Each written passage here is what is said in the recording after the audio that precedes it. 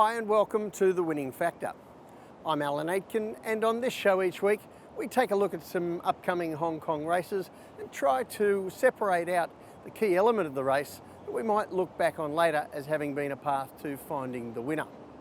Well, Saturday racing in Hong Kong this week, and the first race we're going to take a look at is race 4, our winning factor here, the conversion rate.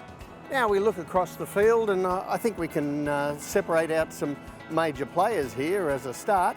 There's Juno Park racing well from the John Size yard, and a horse he also met in a race recently, King Dragon.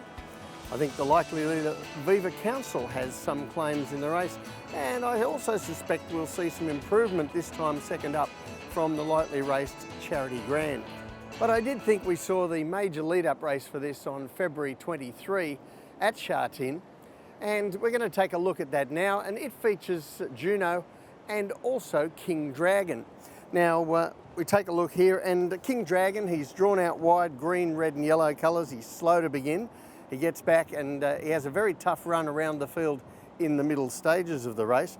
But I also want you to watch Juno Park here. Now, he drew the outside gate, he forces forward in the early stages, looking to get a position, and Joe Moreira has to use him up quite a bit to get across to what is ultimately quite a good spot. He ends up going clear in the straight, but that extra effort in the early stages really told on him late, and he just gets run down on the line. And I thought King Dragon did a pretty good job there too, 3 lengths away in 5th placing after he had a particularly tough run. But when we go to the map for Saturday, we're going to see that I'd expect both of these horses to have a much easier trip in the upcoming race. Now, we take a look at the map, and barrier 2 for Juno Park this time instead of 14. King Dragon has 5 instead of 12. So I think we're going to expect they get better runs here. Trailing the speed, the leader is most likely Viva Council, who does race well in front. And I expect both of these horses to be in front of the other horse I identified as a chance, Charity Grand. And that looks a tactical advantage, I think, to Juno Park and King Dragon. So now we need something else to separate these two solid chances in the race, and I think we can take a look at the conversion rates.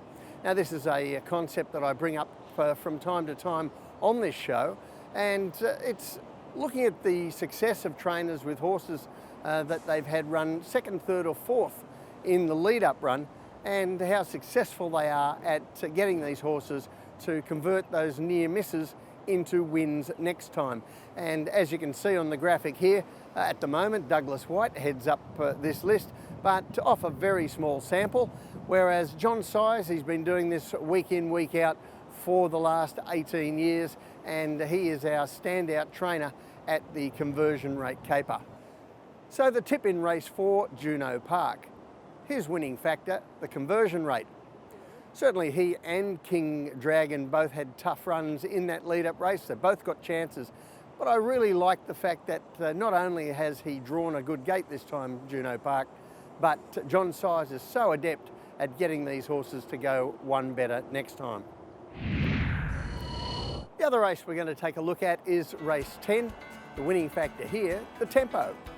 Now, for my money, this Class 3 race doesn't have too many chances in it, but I'm sure there will be fans of both of the last start winners in Class 4, Amazing Chocolate and Mighty Giant, while there will also be fans of the horses who are already performing well in this Class 3, Pickin and Private Rocket, who've been both going quite well.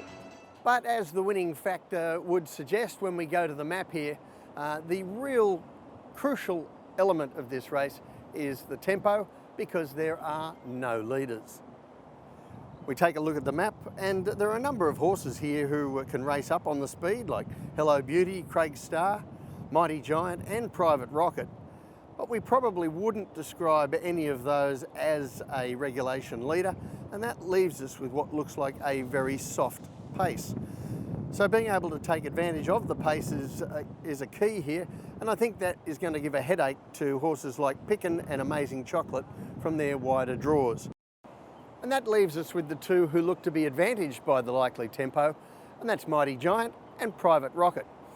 And to compare them, as luck would have it, they both had their most recent start on the same day, just an hour apart. And we're going to take a look at those replays now. First of all, race 420, and if you've ever wanted an answer to that question of what a difference a top jockey makes, well, here's your answer. Mighty Giant, he'd been racing very well with local jockey Alex Lye aboard, but top rider Zach Purton got on this day, and this was a horse of a completely different grade. And have a look at him here, and we're going to focus a little later on the pace in the race, but trust me, it was a very solid pace. He was up on the speed, and still he cruises away here to win like a horse going places. Now that was a Class 4, and an hour later in Class 3 we saw Private Rocket go around. He's in the light pinky sort of colours here. He's up handy to the speed, cruises up to Beauty Rush here at the 200 metres and looks to have the race in his keeping, but he just gets outdashed. This was a fairly even tempo, and he just gets outdashed in the run down the straight and has to settle for third, but he's certainly racing very well, this horse. Now, as I mentioned, the first of those was Class 4 and the second was Class 3, and I guess theoretically the second one was a higher grade of race. But I think that's where times come in very handy, and I'm going to show you why the Class 4 was actually the higher grade of effort.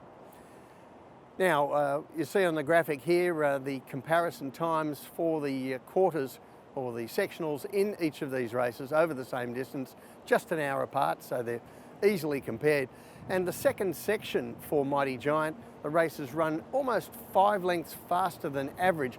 So it's a real energy sapping early stage in that race. Whereas you see on the Private Rocket race an hour later, that it's just an even sort of tempo through the race and no really brutal areas of the event to sap the energy. So I think that gives extra merit to the performance of Mighty Giant, who also carried 7 pounds more than Private Rocket. So the tip in race 10, Mighty Giant. His winning factor, the tempo. I think the way this will be run reduces the field down to 2 really strong chances, but we saw in the sectionals there that Mighty Giant, although theoretically in a higher grade here, is actually the one coming into the race with the superior performance. Well, that's it from the winning factor this week. Enjoy your racing Saturday. We'll catch you next time.